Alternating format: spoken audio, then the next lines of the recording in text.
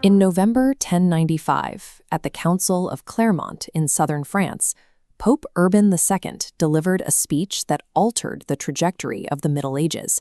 He called on the Christian knights of Western Europe to travel to the Holy Land and recapture Jerusalem from Muslim control.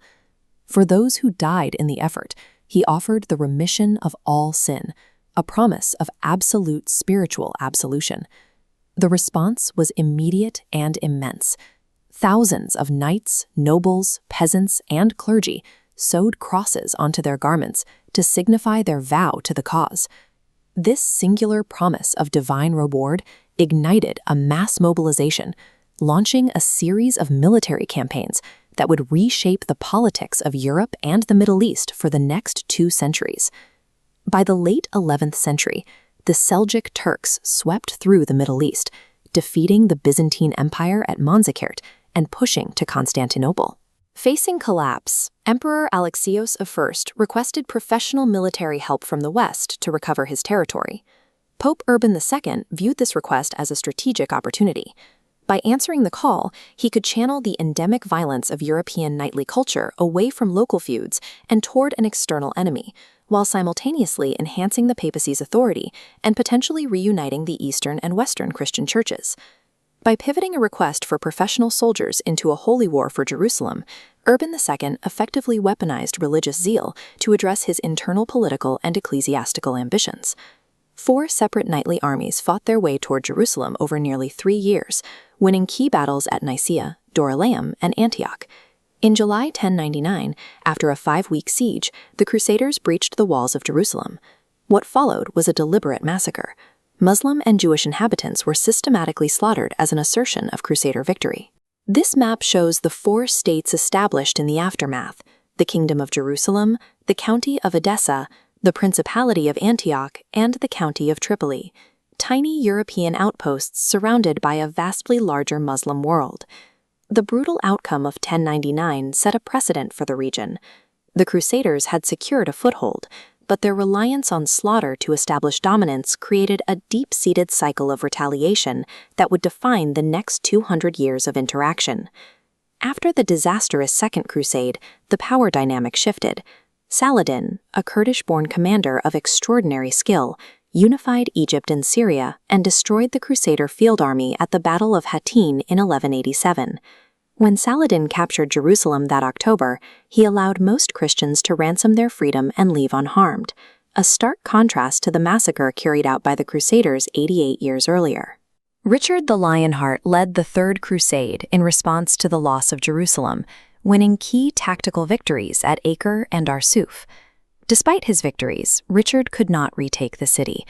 In 1192, he negotiated a treaty with Saladin that granted Christian pilgrims access to Jerusalem without Western control. This 1192 treaty marks the moment the Crusades mutated from a holy war into a series of pragmatic, secular diplomatic negotiations over access and territory. The movement reached its ideological breaking point during the Fourth Crusade.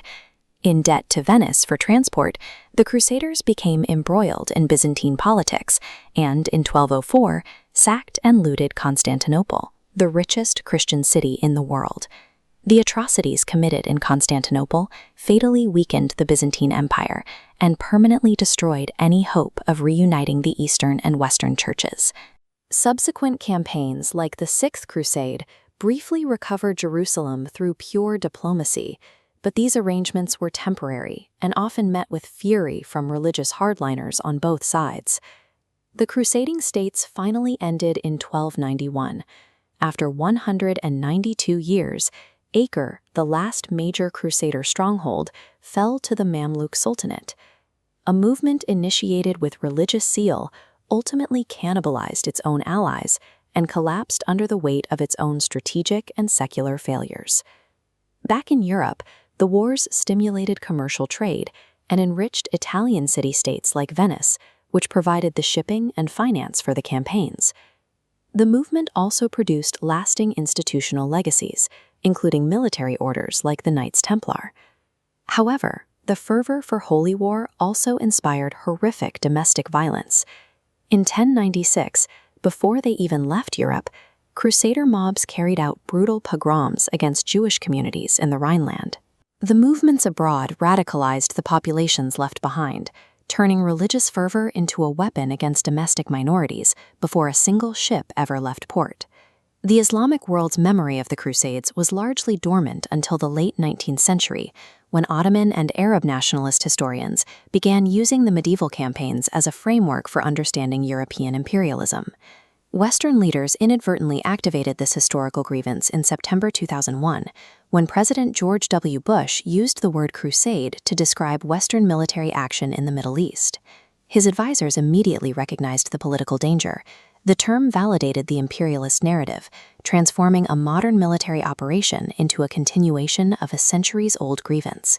The Crusades remain an active framework of historical grievance, used to interpret modern political interactions between the West and the Islamic world. Next time, we go back 5,000 years to explore the gods, the Nile, and the sophisticated inner workings of ancient Egypt, a civilization that lasted far longer than anything that came before or after it.